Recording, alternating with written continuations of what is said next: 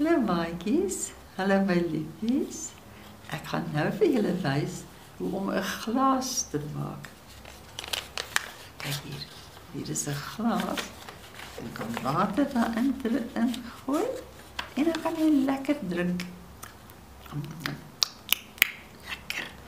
En net nie dit te lank in die glas hou dat dit sag word nie, né?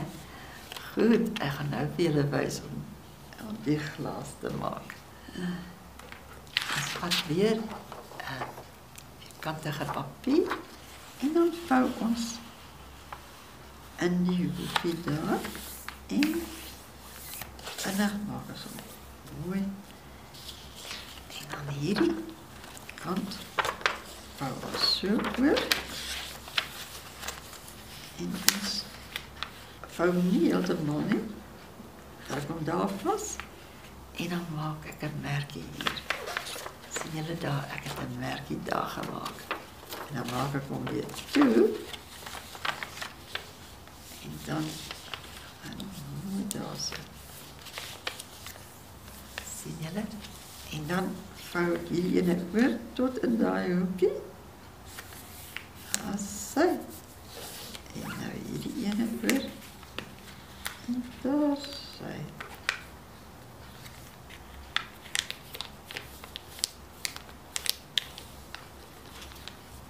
Daar sy. Sien julle? En nou vat ek hierdie in en ek steek hom hier in die voorste een in. Daar sy en hierdie ene vou na die binnekant toe. En eers so oor 'n beetje water. Dit is makliker. Ek kan hom hier so insteek. En daar is ons glasie.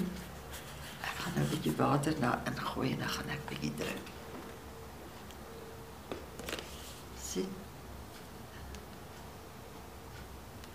Sien jy, ek gooi bietjie val die water oor. Dan gaan ek die water drink.